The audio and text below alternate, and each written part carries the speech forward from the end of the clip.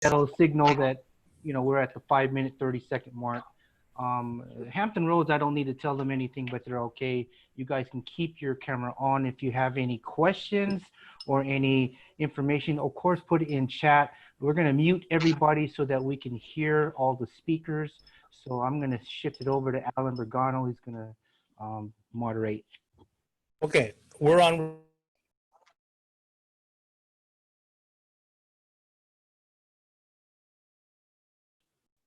Don't unmute Alan. I just sounded so good too. Oh man. Anyway, good evening, good morning, good day. Boy, that was a strong opening. I was muted. I did. I got the recording going. Okay. Welcome. As our tradition is, we always start off all our programs with a moment of silence. So can we kindly bow our heads?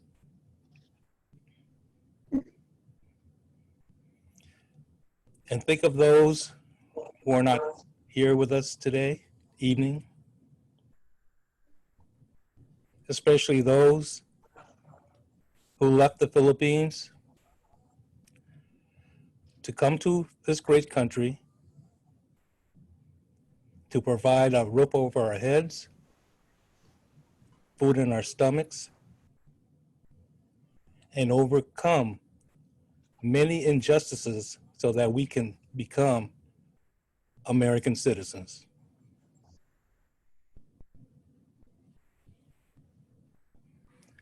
Thank you. So, Amen. This evening, we're going to talk about the future of some of the programs that we have planned in the future, and we're going to start off with Luna. I'm on already, huh? Yeah. TGIF. Okay. Can you guys see this? No, it's No. okay. Now I can see. No, but it's not clear. Yeah. Okay. Oh, okay. That's, Where's Alex? Alex is not here. All right. It says Okay. TGIF, thank God I'm Filipino. That's all right. I'll read it. I have it in front of me. It's not clear. Okay. I'm Luna Chimero, and welcome everyone. The TGIF, which, as you guys all know, stands for Thank God I'm Filipino. This is a proposed series that we hope to explore, different topics weekly or at least monthly through FANHS Now. So it's really a work in progress yet. And so what we're doing is seeking suggestions to develop the series. And I'm really looking for some people who might be interested in helping to develop this TGIF series. So I'll put in chat my email. So if anybody, or if just not email me, I'll put my email in chat. And if anybody interested, just put your name in there and you guys can email me. But yeah, I really would like some volunteers. But as we all know, TGIF is a very familiar forum used by Fred, Uncle Fred, founder of FANHS, the late and great Fred Cordova. And he used this to instill not only pride, but further advance the awareness of Filipino American history. That was, as you well know, lacking for way too long. Colleges, universities, and FANHS chapters have also used this same forum as well. And I know that San Diego just had a TGIF webinar not too long ago. But I'm just looking for ideas. Nothing's set in stone. But here's some topics that I just want to throw out to the group and maybe get a little bit of feedback if we have time. I think I'm running 2 more minutes. But anyway, the ideas that we have right now and I'm just gonna, they're just random suggestions. But one is, how is the Black Lives Matter movement relevant to Filipino Americans? Also, how is the coronavirus 19 pandemic impacting our Filipino American communities? How can we engage the interests of Filipino youth in the FANHS mission? How can FANHS chapters grow their membership? Is there a divide between Philippine immigrants and Filipino Americans? And if so, what can be done to bridge the gap? So these are just some questions that once we get into the series or develop it, you know, these are just some suggestions. We're open to other kinds of themes or ideas, questions. But basically it will be an informal venue where everyone can speak freely. I don't envision that we will always have a presenter. It's really going to be kind of like a rap session for most of the time, so that we can exchange ideas more freely. And so anyway, anybody have any feedback at this point? Just wondering. You have 1 more minute left. I didn't get a thing from Ron yet. No warning. Hey, Luna, it's Yes. Emil Guillermo. Okay. I'm speaking on behalf of the museum in a second, but I just wanted you to know that I have been thinking about a lot of these questions in our museum programs that we do on Sunday. So it's one venue for something like this that we could do in conjunction with the museum. Yeah, I think so too. I would love to see us coordinate with the National Museum. I think that would be excellent. We could even do a TGIF series there on the premises once we can safely gather. That would be really something to look forward to, Emil. Oh, Yeah. Luna, our FANHS LA chapter, we just did one last Monday, and I could put the link in the chat so everyone can see how we did it within a 45-minute span. Yeah, I saw that. Yeah, put the link back because I might have lost it already.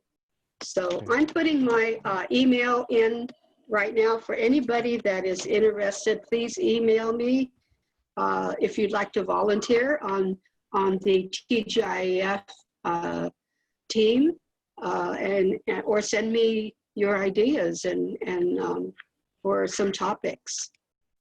Did I run out of time yet, Ron? Yeah, 5 minutes. I'm pretty much done. So thank you so much. Let me hear from you. Thank you, Luna. Next up, we have Emil Guillermo of the FANHS Museum. Thank you, Alan. Before I begin, I just joined the museum as a trustee and a board member back in January. I became the museum director in February, and then COVID-19 hit in March.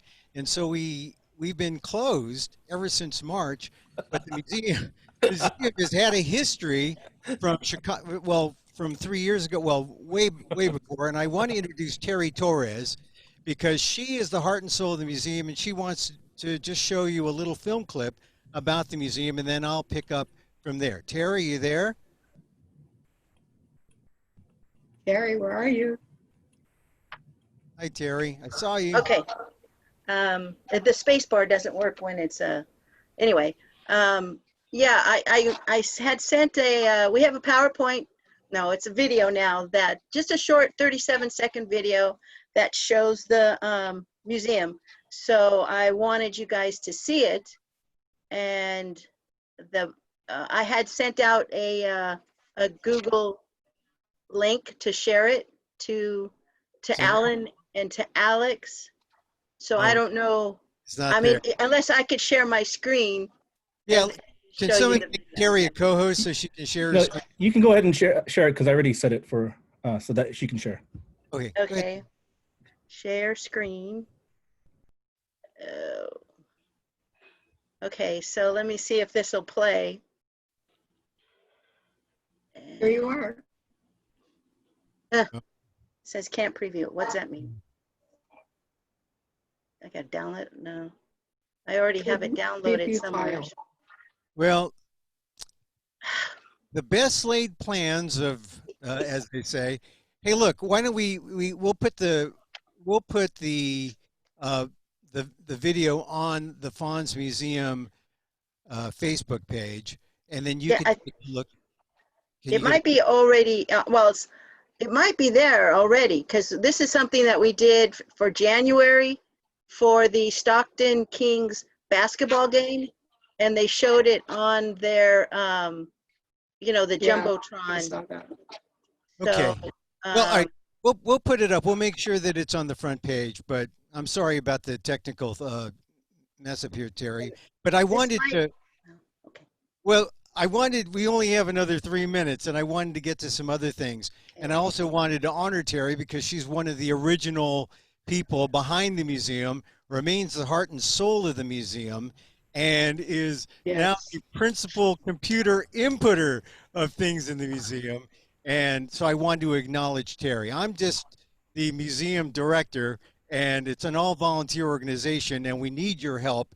When we've been closed since March, we've had to struggle to pay rent and to pay our expenses, and we've managed.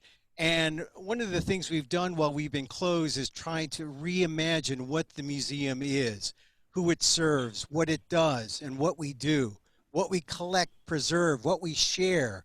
And being in lockdown during COVID and meeting like this virtually, we decided to go virtual.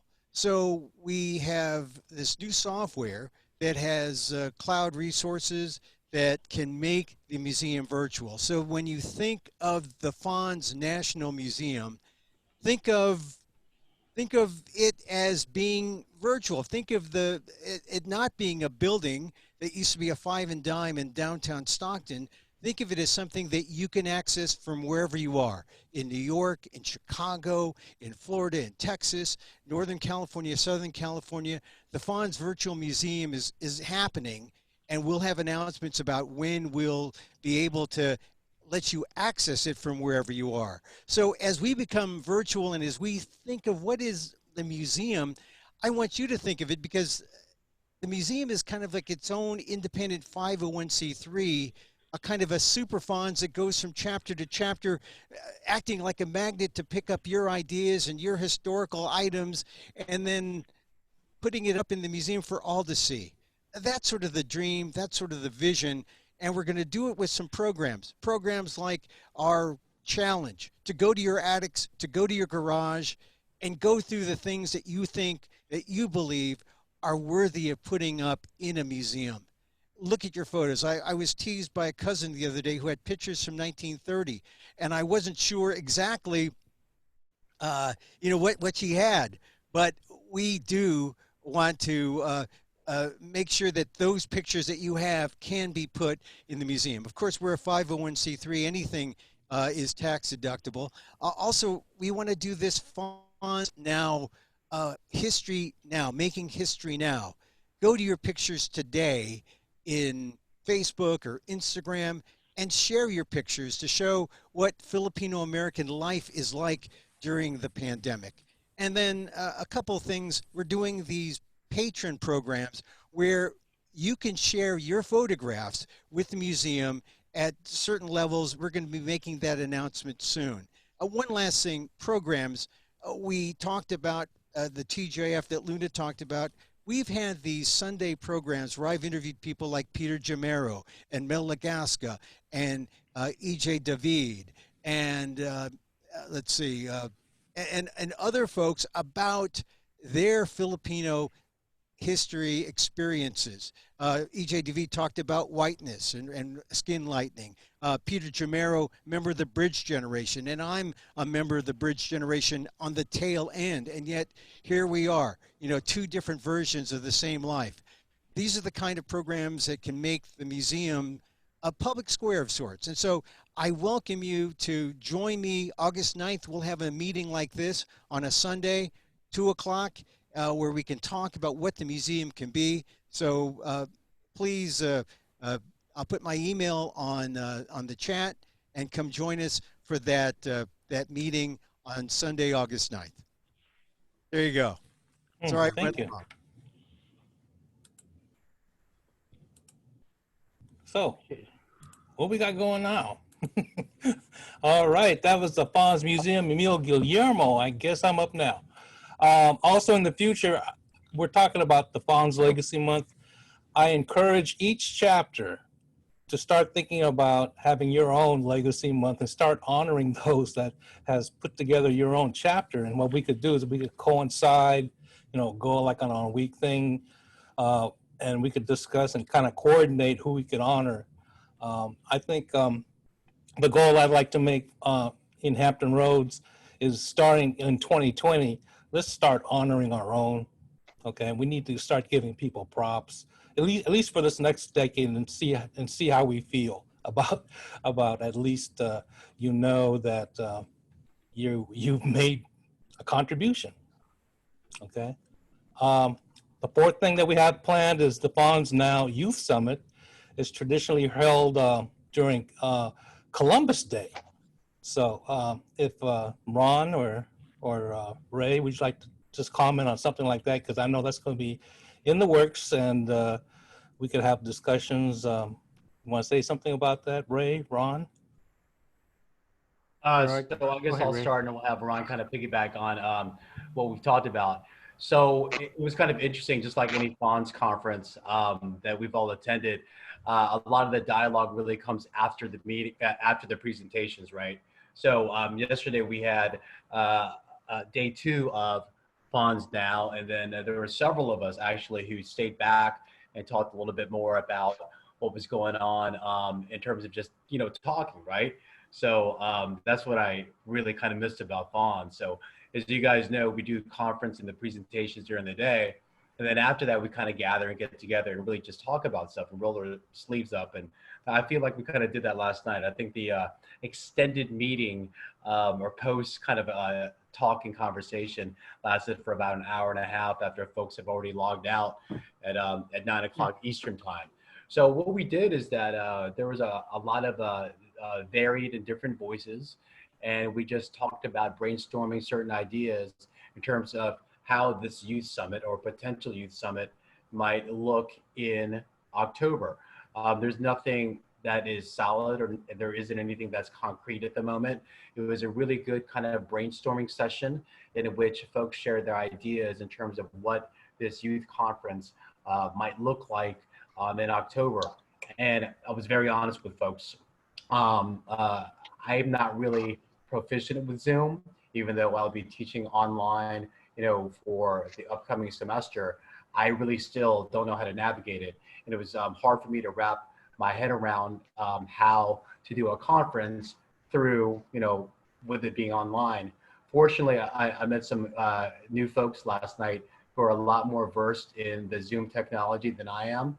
So hopefully we can have a committee together and kind of plan this thing out in a more solid format as we move forward to get the youth involved with FANHS. Ron? As you guys know, we have a lot of young people in our LA chapter, and they're really hungry for getting involved, and they know that a lot of the information that they see in their schools is not available, is not materials are not there. There are no books. So, we got to create something that will get them more involved. And I mean, I'm lucky that I was able to start or to work with kids from the middle school level. And from there, they missed it. So part of it is to get them involved, at the level they are at now. And as they get older, if they ever want to come back, this is another way for them to be involved.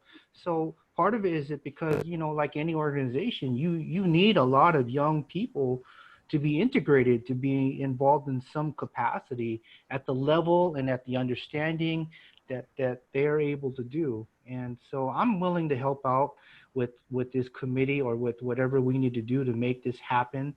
So I put my information in the chat if anyone needs to call or if email. Let's keep talking about this and let's keep this going.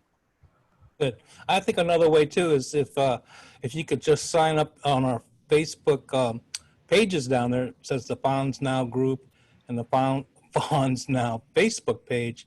If you're interested in the Youth Summit, if you're interested in the TGIF programs, if you're interested in the museum, just hop into that face group room there, or room, hop into the Facebook page and just write your name and say, I'm interested.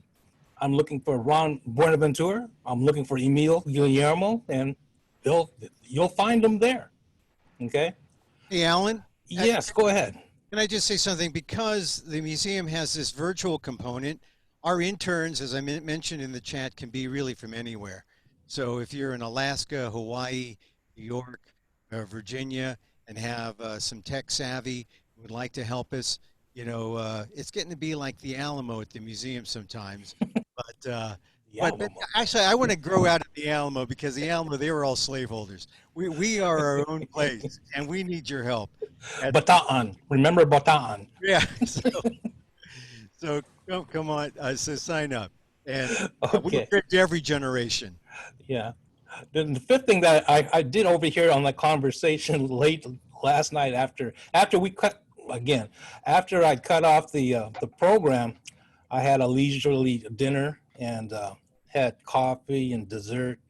And I go home, I get this phone call saying, hey, you guys are making too much noise. I said, what do you mean we're making too much noise? And I click back on, and sure enough, there's people still in this Zoom link chat room, and they were just rapping. And all of a sudden I hear two youth, I guess I call them youth. One was Jamin Reyes, and the other one was Elena Cording. Young people, talking about TikTok and spoken words. So I said, oh, maybe we could throw a future program about, we'll have an extravaganza, a TikTok show, or what I'm saying? So we're open to that. So is Elena, Elena, are you out there? Or Jamin Reyes, can you say a few words about that? I guess not. But anyway. Is Elena there? Hey, Elena, and also... Well, there's Jamin Reyes. Go ahead, Jamin. Hi. Last night we just spoke a little bit about, I guess, more digitization of the archives and how to reach Filipino youth via various social media platforms, since that's the main way that most youthful Filipinos consume and come to understand their identity. So we just kept going back and forth about that. Elena was talking about TikTok, and there's a couple of others, if they want to say something. Yeah, I think in regards to TikTok, we were mainly focused on using that as kind of like the hook or the lure to bring people to kind of learn more about FANHS. Like, for example, you could use TikTok and do something really interesting that captures the attention of the viewer. And then maybe towards the end of the TikTok, it's like, hey, for more information, hey, how about you go visit this site? It's kind of more along the lines of luring people, capture their intention, and then let's focus them onto where we want them to go. Because, yes, on TikTok, there's a lot of fun things that people do on it, but also there are some other people that kind of use it more in an activism sense, where they have, like hidden meanings with their fun, jovial activities, where they want you to think about why this is happening or whatever subject that they want you to focus on. So in a sense, where we want to use social media as a lure or to attract people to FANHS or to learn more about Filipino American experience, identity, and then, and then maybe they could join FANHS as well. Hook up with your local chapter, see what we can do, and, blah, blah, blah. So that's kind of like where we were going with regarding social media, because TikToks, it's kind of like, small snippets. It's not really a huge show where you could devote to TikTok. It's kind of like a small nibble, from the larger piece of cake that we have to offer. We want to, sprinkle some breadcrumbs for you to come, So. And Dan, you mean something like about like the yo-yo, for example, coming from, Philippines, the history of that, something that's like a bait so that they get something. Yeah, I mean, you could have something interesting. It's like, oh, look at these tricks, but did you know that, this could be used as a weapon? Bah, Yes, something true. like that. So it's kind of like have something, fun, but also have some meaning behind it. It's like, hey, if you want to learn more about, Filipino food, because I remember seeing someone on Facebook put up like a bunch of things about Filipino food, like a bunch of image descriptions about where some Filipino food came from. And I was like, oh, that looks interesting. And that captured my interest. And then I could go further, where did this come from and blah, blah, blah. So that's kind of like the whole hook with social media, because this new generation, they're way more media savvy than my generation and previous generations. So we want to capture the younger generation with their tools and go from there. Good, good, good. So can I count on Dan and Jamin and Elena to hook up? But no, those are great ideas. No. Don't be shy. And again, if you're too shy, just I don't know what the best thing to I'm do. I'm a background person. You know that. So in case you guys don't know, Dan Fontemayor is also third generation FANHS Hampton Roads. Yeah, he is. And just like Alex Sena. So, we roll pretty deep out here. But thank you, Jamin. In fact, I met Jamin. He was just, he's not even a paid member yet. But anyway, that's okay. Because the next person that I'm going to, it's a work in progress, people, okay? But the next person I'd like to introduce is the reason why Jamin got on this program is through Claire Alcoba Miranda. I'm going to give her a little bit of time, and she's going to talk about her project as far as partnership in the movies. Claire, are you there? I am here. Thank you, Alan. Hey. Thank you for giving me this this chance to update everybody. I'm Claire Miranda, executive producer for Dreamland, the Filipino-American story, and Jamin's aunt, as it happens. Jamin. I thought it was Jamin. Jamin works too, because he does a lot of that. Okay. I'm sorry, Jamin. It's Jamin. It's okay. It's a documentary in progress, and much has changed in the 4 years since we started. As you've articulated earlier, the world has changed, and I believe that to honor our stories, Dreamland is now having to meet a need that we were just beginning to recognize and identify. We can do both. We can honor the past and keep it safe while providing our community with a lasting and, I want to say, evolving digital record of our stories and collective memory. So a few of the things that we've realized and learned since the Dreamland project started, the scope and depth of our stories demands more than one platform. And it's a combination now, it's looking like a combination now of the written word, spoken word or audio, our photographs and personal archives translated into short shareable content, delivered to smartphones, tablets, streaming on YouTube, Facebook, or Instagram, as some of the younger people have pointed out. So now Dreamland is looking like a super story that crosses platforms as well as generations to become a piece of history in itself, almost like a cultural artifact and maybe even a movement. As a background, for those of you who weren't in Chicago 2 years ago, over 30 years ago in 1987, my mother met Auntie Dorothy and Uncle Fred in Seattle. She was with the Philippine consulate at the time, and she actually joined FANHS. I was a copywriter living in Manila, and Mom said to me, listen, you need to take all of this stuff and make a documentary. So in 2016, my husband and I decided we should just do it. We should do this documentary. No sponsors, we don't want to wait. No investors but ourselves.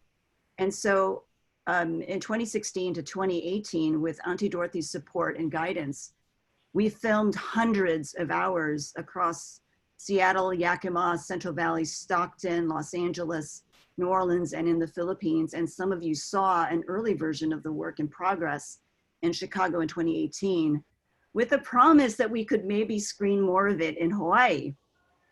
Now, as I said, the world has changed. In 2019 to 2020, my husband, who is the other executive producer for Dreamland, he has a day job, and his day job is with ABS-CBN.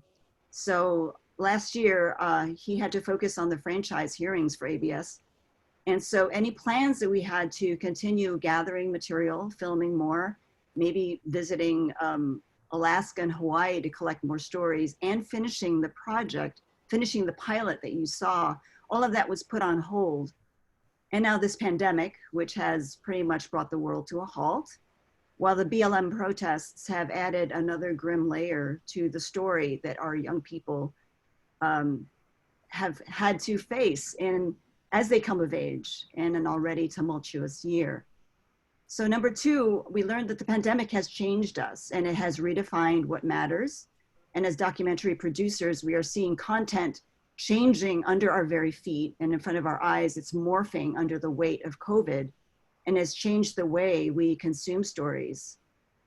At home, we are at home now, and yet we're also a virtual community huddled over individual screens and drawn in by stories that matter to us and speak to us. So we are still bound together by stories. Number three, our history matters now more than ever. And now we ask, what do we take with us into the future? And what role do our stories, our past, have for our children, our high school and college students whose lives are in this deep pause? Number four, all of this to say our vision for Dreamland, the project, is not just one film, but several. It's an endless stream of short films for our millennials and Gen Z children. And I believe it's something we can build together. And this is like a call out now to all of you to contribute to and to use it to rally community and to gather stories, as well as preserve them in a new kind of media, a new kind of doc series, serialized, short form, on demand, evolving and growing alongside our community, and not just one static film or a static series of films. I was also at the FANHS panel that talked about the Asian American documentary series on PBS, and I listened to what the needs were, and the needs are different from what we thought they were when we first started the project. So I've been meeting now with our production arm, Ninja Dog Studios, and we're at work now on a new trailer that is, I believe, more true to what our stories deserve. It reflects, we hope to reflect the current climate and the cultural, social, and political forces that are impacting us today, whether you're a Filipino in America or here in the diaspora where I am, and what our young people want to see. And we hope to premiere something in time for Filipino American History Month in October. Oh. And we are working on our presence in Instagram. So it's very, very small following right now. And we're slowly adding to what we put online. So we are on Instagram. I can post our username in the chat. So that's it. Great. Thank you so much for the trust and for continuing to believe in the Dreamland project. Yeah. Thank you, Claire. All Claire, right. can I ask a question? Claire, can I ask you a question? This is Luna. Yes, indeed. Claire? Yes, hi, Auntie Luna. Yes. Hi, how are you? Anyway, is the trailer still available for those who hadn't seen that? Is it still available to view anywhere? The trailer is up, and I'm going to have to ask Katrin what she feels about sharing it. Okay, I'll be very candid. She said the treatment is going to be so different, and if young people look at that, they'll say, oh, it's just another film. And while it's very moving, I do feel that it has a place in the archive and in the collection that they're putting together. I'll check with Katrin if she's okay with sharing it, with the caveat that it's going in a very different direction, but it gives you an idea of the scope, I think, the scope of the project and the depth that we're looking at. But the treatment will be very different now because of the youth, because of what they want and what appeals to them now. Yeah, it was really a very moving tribute to our history, and I hope people who have not seen it get access to it. So thank you, Claire. Claire, this is Edwina. Perhaps we can have be part of Philippine American History Month for the now, on the now, and we can maybe see a little bit of it in October. So that you get the appetite of people wanting to see more. Before October. And yes. Thank you. Yes. Good. Well, we know where you are. You know where we are. Yes, absolutely. You know who we are. Anyway, okay. And it gets to number 7. We are FANHS. Now, personally, I'm it's like FANHS is going to turn 40. We're supposed to be a historical organization. And I'm thinking, you know what? Wouldn't it be nice if we published our own book as far as who we are, as far as FANHS is concerned? That's 2 years, people. Let's think about writing our own history. How did FANHS start? Why? I mean, how did it become national? I mean, you know, it's like it started in Seattle, yeah. Then Oregon, then, whoa, all the way to Hampton Roads? Is that when it became national? And so I think it's a very, very good project, a relevant project, something that it's about us. You know, this is all this we're talking about. Let's write about ourselves. I remember Uncle Fred, he would say, where does Filipino American history start?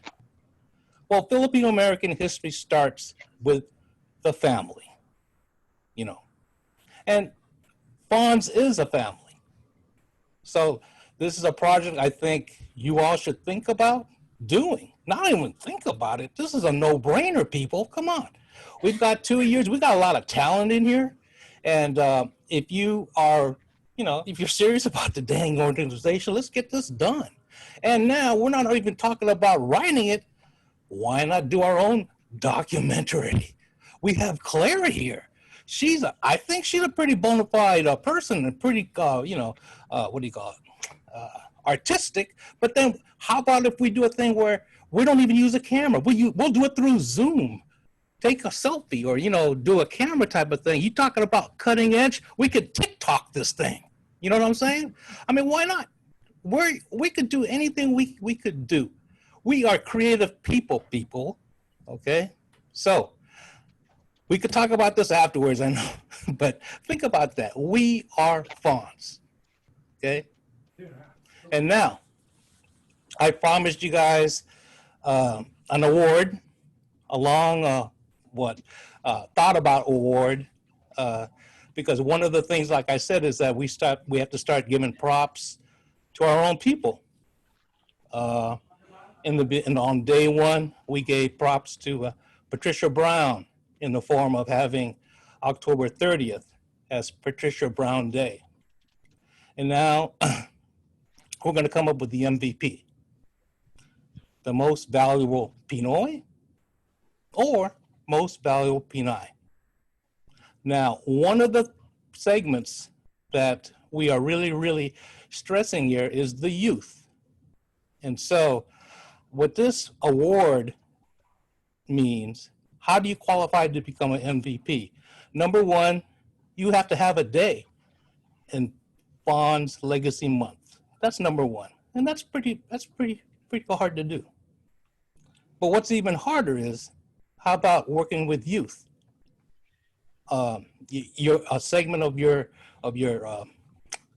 time in FANHS has to be with youth, doing programs with youth, have them inspired to learn the history, to teach the history, and to be passionate about the history. But for how long? A day? A week? A month?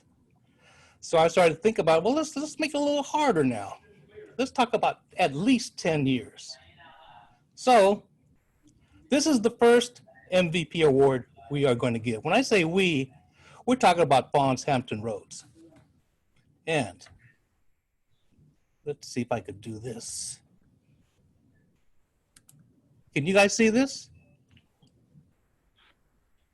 Oh, very small. Can see it. Very small. Well, this is the recipient of the MVP, the first MVP. It's not a most valuable Pinoy, it's a most valuable Pinay. And this person is Dr. Allison Tianco Cubales. This is her write-up on October 27th. This is her day with Bob Luna.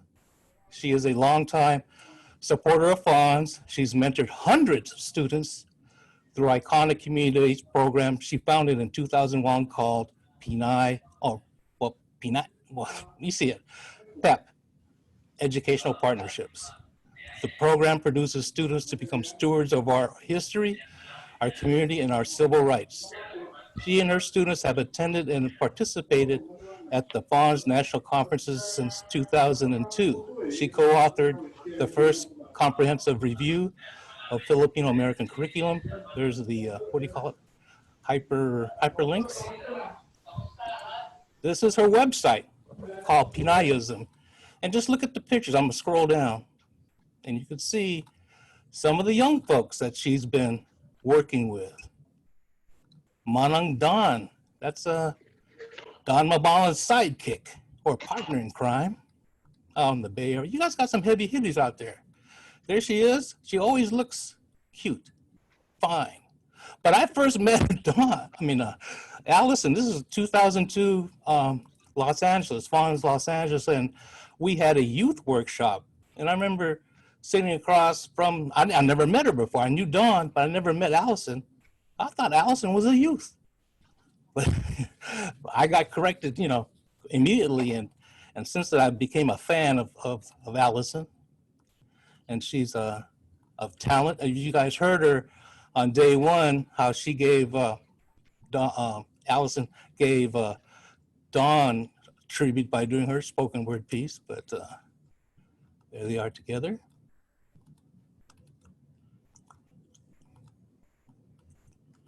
And that's their website. I don't know if you guys can see it, but it's called Pinayism.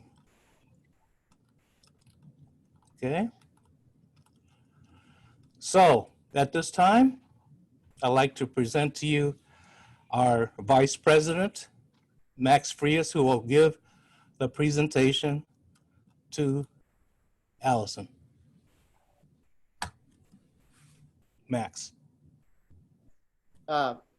Good day, everyone. As Alan has said, I'm Max Frias, Vice President of FANHS Hampton Roads.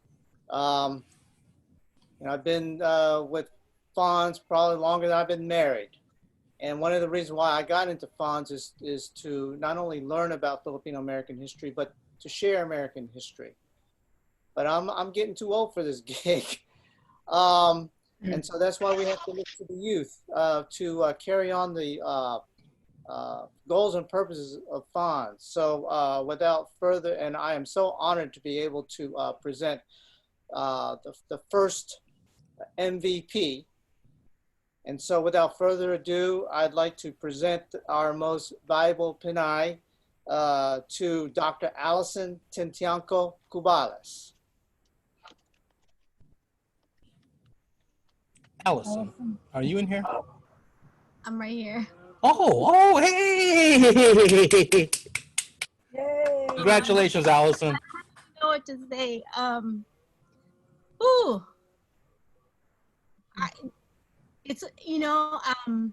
It's unexpected. On Wednesday, when I was here, I was feeling all kinds of stuff. I'm sure you all were feeling all kinds of things when we were honoring these people who have given us a legacy to continue to live. And I was feeling all kinds of things. Now I'm feeling all kinds of things again. And I feel like that every single one of us deserves an award on this call, and for all the amazing work that you do. And so I feel really humbled to get an award from my community. There's sometimes we ask, why can't we get awards from, these big organizations? And it is so different getting an award from ourselves, from our own community. And so it's really, I'm really feeling honored and blessed, and thank you so much. I'm also coming with a heavy heart because I feel like some of those people who we honored on Wednesday deserve this award when they were alive. And so I want to say that I come with a heavy heart because it's two of the people that we, actually it's three of the people who we honored on Wednesday were the people that brought me into the FANHS community. And that was, of course, Uncle Fred, Liz Mahino, and of course, Dr. Don Boholano Mabalon. Those people made history important to me. I was brought into ethnic studies. I don't know if anyone knows my story, but I wasn't the best high school student. So I was the youth that you're hoping that you'll inspire. I was not good. I mean, I was not considered that good. I was a troublemaker, and I didn't like school, and I blamed myself for that, and I didn't realize that it was not my fault that school did not teach about me, that they didn't teach our history. It was not my fault. It wasn't my fault that I didn't see myself in books, and it wasn't my fault that I didn't see myself in my teachers. And so I have dedicated my last 30 years of my life. I'm not 30, I'm over 30, but ever since I was 18, I dedicated my life to making sure that young people would get to learn about who they are. That was what I wanted to happen, and that's what I continue to do. I have so much more work to do, as we all do, right? Because our youth are still wanting this, and we really have so much to do. But my goal is to not do this alone. My goal is to continue to create opportunities for young people to learn about who they are, what they can do for their community, and then also how they can make this a better world. And so that's my goals in life. And I used to, Don Mabalan and I used to have all kinds of conversations into the night about this. And when she passed, I had a hard time thinking about how could I do this work without her. And it took me a while, you know, to kind of figure out that she's still with us, you know, and she's still doing the work with me. And also now it made me even more vigilant about trying to create communities to do this work. And so that's my new goal, is really to develop more of a process where we're all working towards supporting education in a way that actually serves our students. And so that's the work that I'm doing, everybody. And I really want to say thank you, you know, to the folks.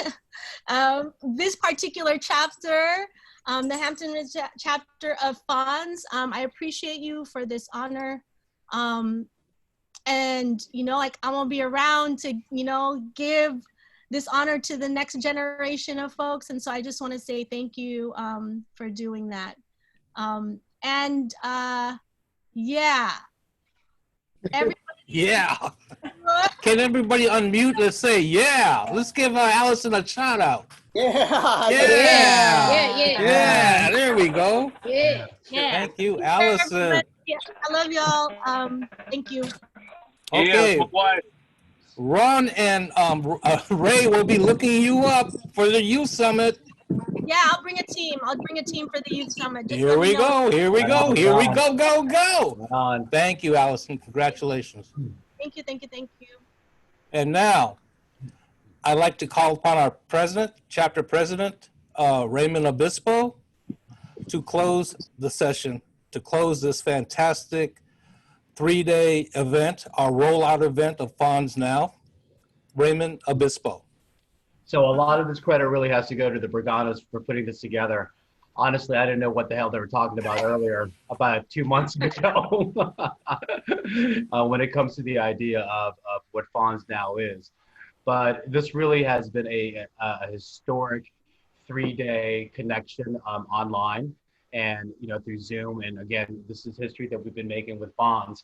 So when we talk about FANHS Now, this really, to me, is going to be FANHS for the future, for the foreseeable future, really, because of what's happening globally. So I really want to give credit to the Briganas, really, for this being their brainchild and getting a bunch of really good folks from around the country together and making this work.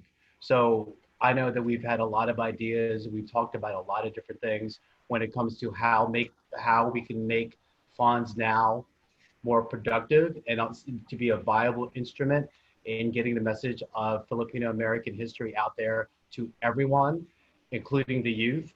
And I think this is a very, very momentous occasion, and I'm just really happy to be part of it. But I also want to say that the conversations that we've had here, especially tonight, should not end. And I encourage all of us to reach out to the FANHS Now Facebook page and start communicating with each other and planning and just talking, because I think really the way that we connect with FANHS or through FANHS is by talking together personally and having those connections. So if everyone can unmute and everyone give each other a big round of applause for what's Here's happening. a with drink to Fonz now. everyone. We did it. So amazing. And Edwina's drinking some wine, I see.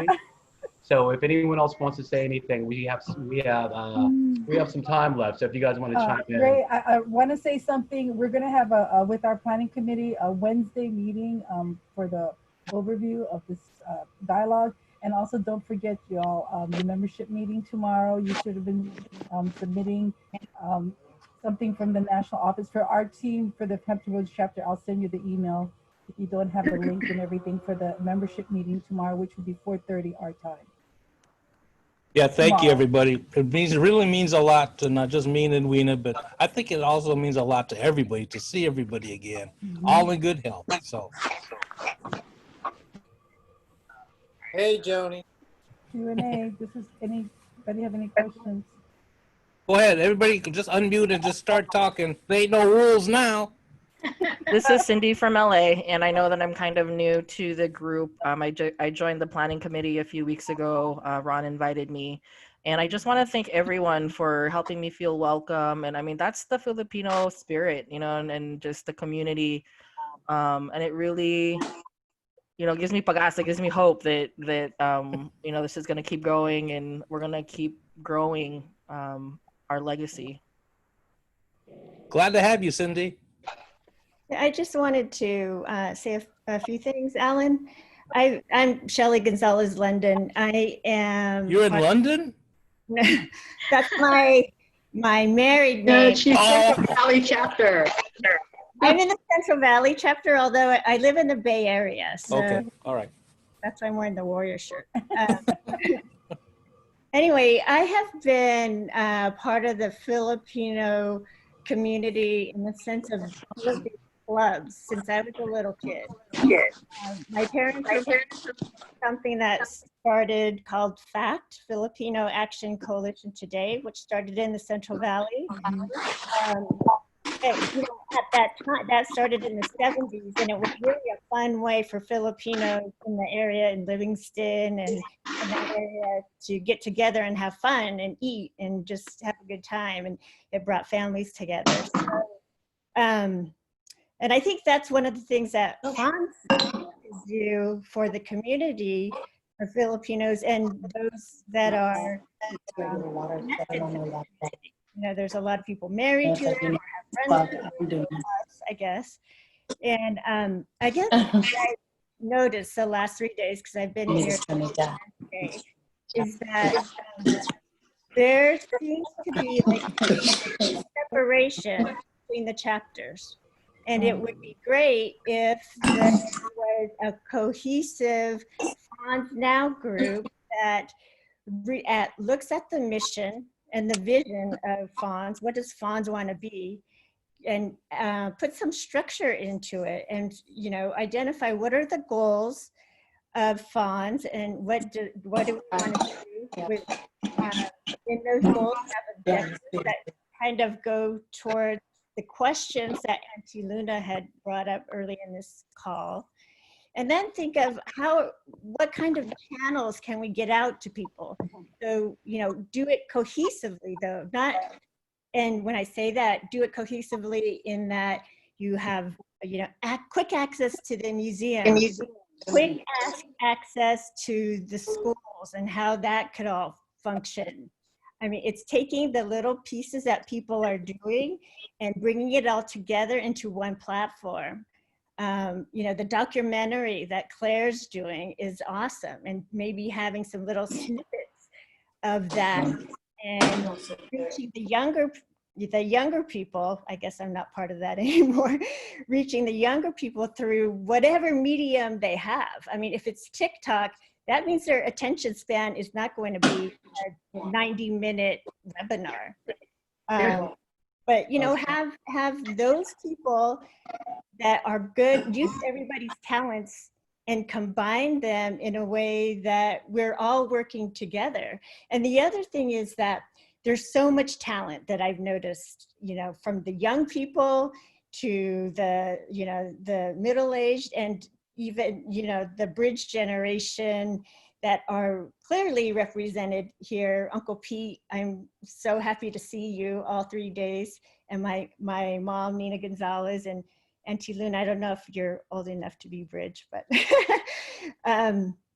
you know, have the ability to mentor these younger folks so that when you're, you know, when you're 16, 17, 18, you don't know what you want to be, but having access to some of these, you know, a lot of the talent that's here. You know, I see Celeste that you're here from, she's a professor at the University of Arizona. And Emil, your broadcasting skills are immaculate. And there's just, you know, Claire with your documentary, there's so, and I don't even know everybody. So that's just what I picked up on. And, you know, not to mention Allison, thank you so much for being so talented. But, you know, having access to these, or having the venue to have access to, for the young people to meet the older and, you know, of course, tell the stories, share the food. I know what would entice younger people is probably the Filipino martial arts. If they knew how to correctly defend themselves and hit somebody, I'm sure that would get a quick TikTok response, right? So I guess that's what I'm trying to say is like, if we could just come together as a cohesive national group, especially because of COVID and this whole virtual thing where everybody can't go anywhere anyway, or, you know, shouldn't be, then I think, you know, having a venue and a platform to do it virtually, but we're working together, not disparately, is a forward way of thinking. I want to just answer that question. I mean, that's exactly what we addressed at the trustees, the national trustees, but the goal of the trustees is different from FANHS Now. We felt that because we had the conference canceled, we need to have a collaboration. And FANHS Hampton Roads chapter stepped up and we decided that this was a need. And so that's what we came about. And those vision that you have is really important, but we have to all take small steps. So this is the first step of many steps. So thank you for addressing those issues, but we all have to work together and we have to provide a message that everyone can be on board. Not everyone's on board, but you know what? This is just the beginning. Thank you. I just want to say, I think because we're wrapping up these 3 days, and I just want to kind of give my observations. And I've been on the FANHS Now working team, ever since Edwina and Alan called me one day, and all of a sudden we became like twice a week friends on Zoom. So every Wednesday and every Sunday, we've been meeting and just developing the concept of FANHS Now. And here we are with the launching of the first presentations, which I hope will be many. But, you know, there have been a good core group of people that have worked, you know, alongside with Hampton Roads and other chapters throughout the country. And I'm hoping that we can build on this because, you know, nobody wants to get burnt out. And I think that we've got, like Shelley said, there's a lot of talent out there. We have so much history to share. And I think last night they said that the Zoom session went on until way past 8 o'clock because people are really looking for a venue to share all this information. And I think that, you know, one of the reasons too is we've all been isolated, and I think we're all looking forward. It's just exciting to see other faces than your own, you know, and so it has been a great outlet for me. And so I want to thank the people that have contributed to FANHS Now. And I'm just hoping that, I mean, I see a lot of new faces here, and I'm hoping that we can continue to make more connections. And those people that have been with us, there's been a good core group. I think, Alan, maybe 15 people that always showed up for the Sunday and Wednesday planning meetings. Is that right? So, you know, and we will be continuing to do that. I understand we're going to do a debriefing on Wednesday of next week.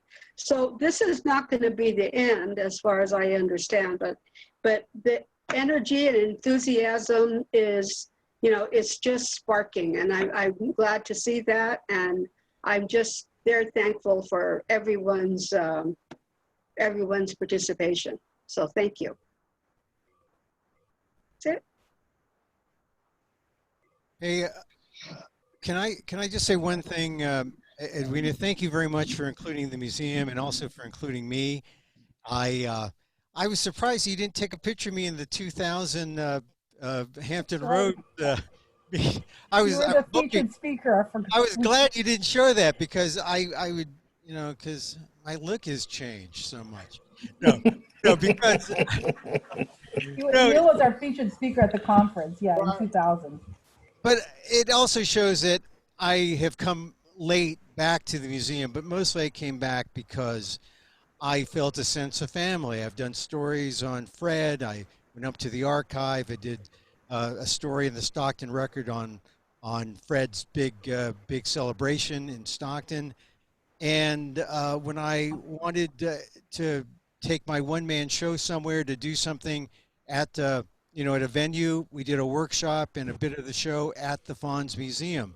So I got involved after Chicago, and now here I am on the board. So it's a process, and I want to invite, as I said during my presentation, more people to come. We're going to have a meeting on August 9th on Sunday. I put it in the chat. You can email me. I'm looking for young people to come give us ideas of what they can do. We can have interns everywhere in the country because we're talking a virtual museum. If you're a computer geek, my email's there. But I want to thank you for the time to connect with all the FANHS Now people, and hopefully we'll see you sometime on August 9th. Great. Good sales pitch. Good deal. Anybody else? Go ahead, Bo. I know you want to say something. I'm busy stuffing my face. I'm making Elena jealous. Hey, Elena. Is Elena I'd here? like to say something if Bao doesn't.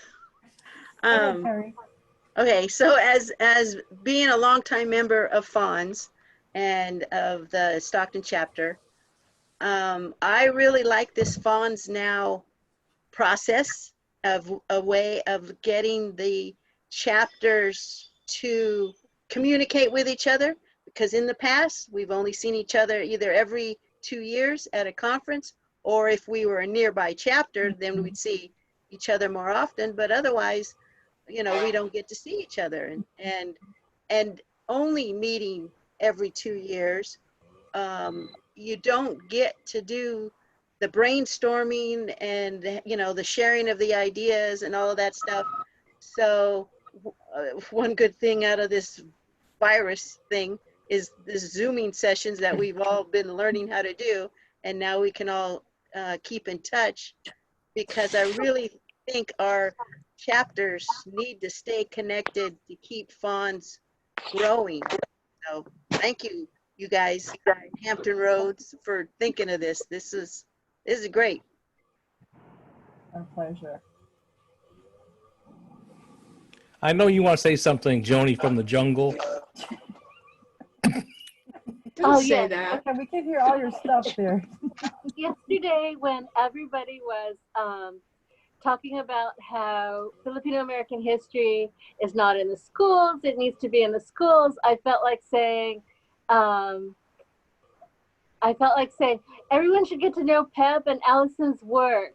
So I was just hoping that maybe Allison could say just a little bit more about Pep, especially for the people who are new to this setting and may not know what we've known all this time. And Pep did the plenary at the 2008 conference in Hawaii. And some of us have this idea of a while ago that when you put the students on a Saturday morning plenary, then everybody in the conference has to wake up on Saturday morning. So, Manang Joni is always good about making sure that, that we feel like we have the space to advocate for our youth. So I want to say thank you, Manang Joni. Actually, bringing PEP youth to FANHS year after year was because Manang Joni made sure that she would sell the Voices book so that so we could pay for all the youth to come. So, I want to appreciate that. So Pinay and Pinoy Educational Partnerships, or what we were named PEP, is actually a 19-year-old organization. This year will be our 19th year, and then next year is my 20th year. So plans of retiring are coming up. Basically, PEP is a program where we teach Filipino American Studies in the classroom, and students in our high school class get high school credit, and they get college credit to take our classes. So it's kind of double dipping, and so it's a pretty cool opportunity for our juniors and seniors. We also expanded to the middle school and elementary school, so we have a K to college program teaching Filipino American Studies. My job right now is to support the teachers to not only be teaching Filipino American Studies, but teaching it in a way that's super engaging and exciting for youth. And so not only do they learn about Filipino American Studies, they learn to love school, and they learn to really think about education as something that belongs to them. And so I kind of, in a nutshell, that's what it is. I can drop my website in there and PEP's website so you can see more details. If you're interested, we have multiple articles out in several books that tell our story, and then also provide, we have a 2-volume Filipino American Studies curriculum book, 2 books, and then we also have, someone mentioned to me that they're using our Kilusan for Kids book, so it's teaching Tagalog to kindergartners to 5th graders. So that's what we do. Hey, Allison, can you TikTok? I can play the TikToks. My daughter is kind of a master at all of that stuff, and so I just watch. I watch all I watch all the dog videos. It's so weird. Elena, are you on? Elena said she just made one. Oh, yay! You gonna show it? You gonna show it? Huh? You gonna show it? Yeah. So. Okay, great. This is what it looks like right now because I literally just made it. So. Oh. What is it? It's not set up. Oh, so basically you just get videos like this. Okay, it's a dog, right? Yeah, you just get random videos of people, and then there's like a For You page. So if you use hashtags, people will go on the For You page, and sometimes you'll be on it, and then random people can look at it, and they can look at your profile. They can scroll through it. They can DM you, and they can just learn about it. And you can put links also onto TikTok, and then they can click on the link, and then it just sends you wherever you want them to go. Wow. Excellent. The power of the hashtag. Yeah. Yeah. Right. So one of the ones I know Elena had done was when people were showing off their cultural outfits, and she ran into my room and said, "Where are the costumes?" Costumes. So, and all it is, it's like what, 10-15 seconds of her versus her in her regular attire, and then switches to her in one of the Filipino dance outfits that I had. So it's really, really cute. And so what happens is that everybody will kind of mimic the same sort of thing, and it's always the same song. So, and then it goes viral. Maybe. I don't know, how many views did you get? 37,000. 37,000. I'm not famous on there. So. No, that's Rowena. TikTok is really very short attention span. I was talking, my 10-year-old is a very big consumer of TikTok. Oh my gosh. And she cannot, sometimes can't sit through a YouTube video anymore. YouTube is about 3 minutes. So TikTok is super quick. Once again, I love the comparison to the elevator speech, but it's where you're going to get them into engage in those other formats. And so if you can link it to Instagram video, YouTube, then they will engage. But let's not forget the real key to TikTok is its looping ability. and then it loops and it loops and it loops. And because it does, it looks like just one continuous motion, which is why dancing is a big thing on TikTok. And, you know, that's what makes it hard to capture the essence of something that might take an hour to explain or 90 minutes to explain. So it really is, as someone suggested, a kind of a tease and a hypnotic thing that gets people in the mood for their Filipino-ness. So. Oh yeah, totally. It's just like in journalism, the inverted triangle, right? Yeah. Where you hit it hard fast, Yeah. so you can cut from the bottom. Yeah, yeah. So it's all top, but it's the loop, right? Yeah.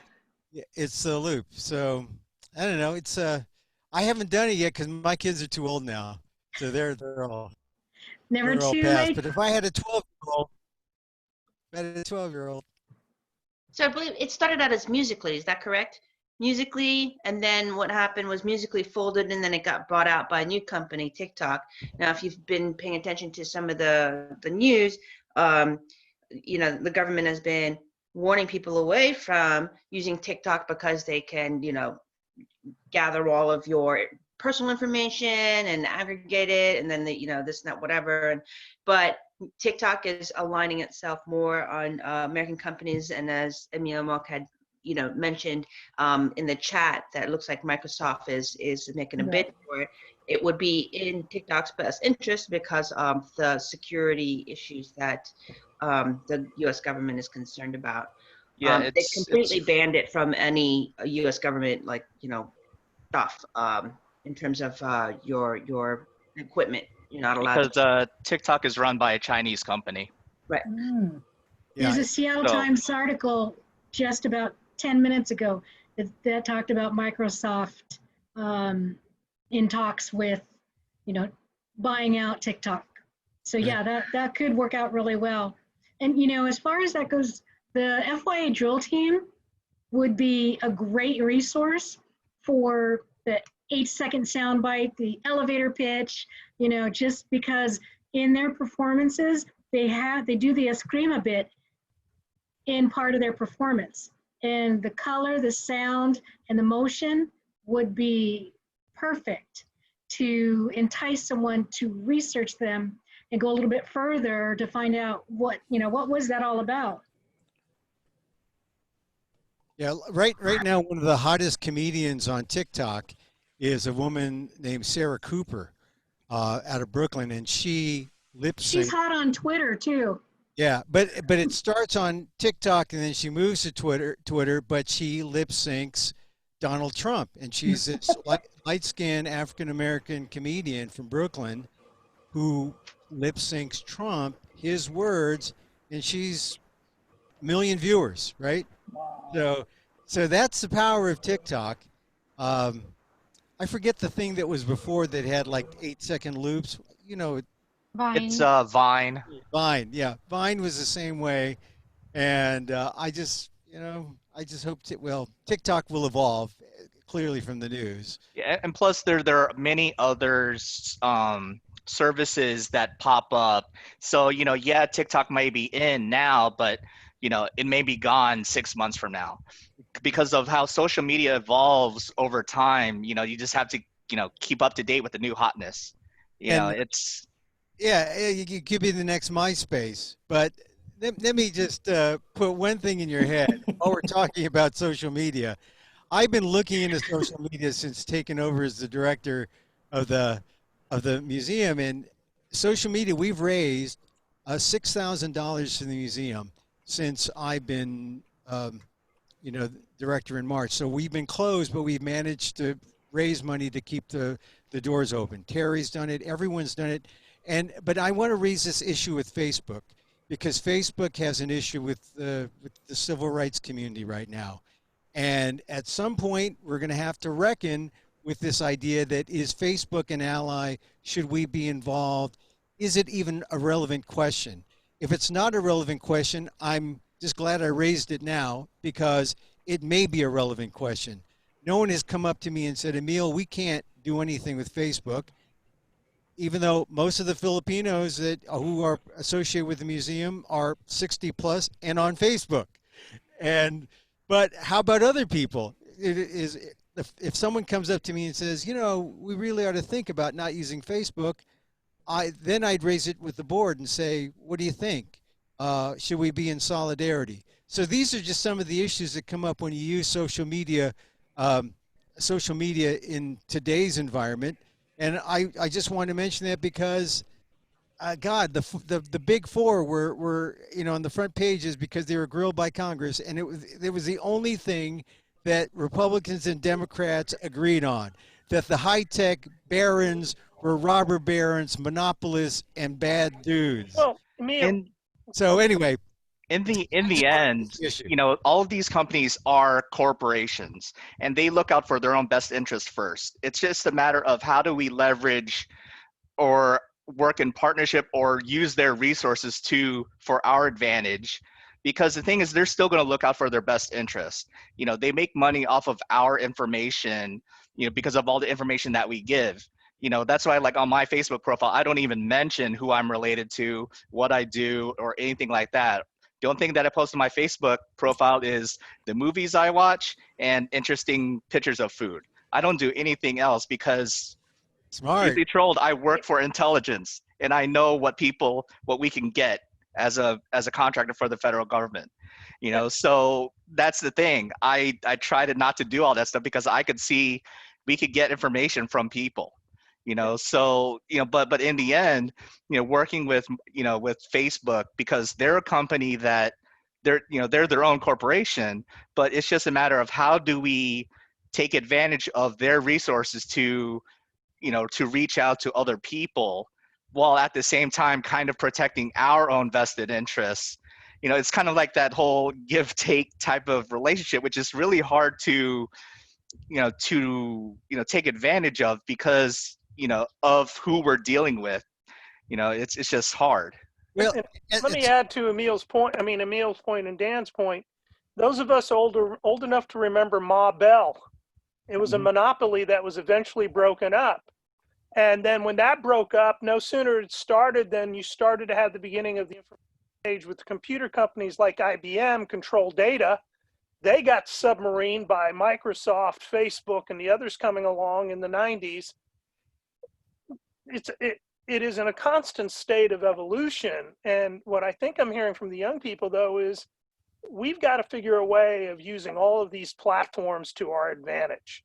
So, yeah, maybe Facebook is the best way to get hold of people over 50, but TikTok is better for 18 to 30-year-olds. Right.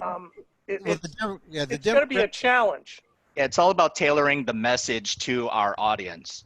It's because nowadays, who looks at a newspaper now? A lot of people get their news from Facebook. And we know that Facebook doesn't moderate stuff. They don't do any fact checking, or they do a little bit, but still, it's not like a newspaper where everything is at least vetted several times with, sources and stuff like that before it gets published. Anybody with, can put up stuff on YouTube, Facebook, and things like that. So it's just, how do we leverage their resources to promote our things? All right, Yeah, but I'm getting lost. you raised some issues that suggest that maybe we shouldn't go with Facebook. All I'm saying is I'm raising it out there to the people who are your constituents, and if no one at this point for the museum has come up to me and said, I think we should follow the call from civil rights activists to boycott Facebook. Not one person, not yet. But maybe at a time someone will. Just like no one has ever said anything about Black Lives Matter and Filipinos up until maybe the last few years. And I'm saying there's this evolution. And I know that as a 501c3, we tread lightly. The opinions expressed are my own, but I want to be at least, I want to have my ears open to constituents or people who are museum members, are who use the museum, and I want to be open to their views. So I just put that out there, not to bring up something kind of heavy toward the end, because you know it should be drinking time now. But but it's something to think about. Something to think about, right? No, Emil, you're correct. This would be great in a bar setting. This is a heavy discussion that needs beer, bourbon, wine, and we'll probably come up to a solution by morning. Well, maybe a couple of years. I don't know. These are tough questions. And if I may, hi everybody. Sorry I got on here late. I thought we started at 5:30. My bad. There are people who've been doing this work in our community for quite a long time. And Auntie Joni is, I'm going to call her, she is one of the people who's been doing peace and resolution studies for a very long time. We've got folks who've been working with the Black community for a very long time and thinking about how intersectionally, right, we do this work, right? Out to Allison too. So I think when we're talking about how does FANHS intersect with all of this, right? And as a historical society, it's asking the questions of the people who are doing this work and getting their oral histories, asking for their programs and for their documents and all this other kind of stuff, right? And I think that it's important to really kind of think about, because there have been tons of stuff this summer, right? That Longbagsak was phenomenal, right? In terms of creating content for folks in order to teach that intersectionality of Black lives, talking about Black Lives Matter and how that relates to the Filipinx community. So I'm not trying to like damper this, and yes, drinks. But yeah, I mean, I think one of our responsibilities as a historical society is not to say no one's doing this work, right? And we need to be very conscious and cognizant of how we say that, right? Because that takes away from the work that has been done. The reality is that maybe we just don't know. Are we gonna wrap it up? So maybe we just don't know. Some more wine. So.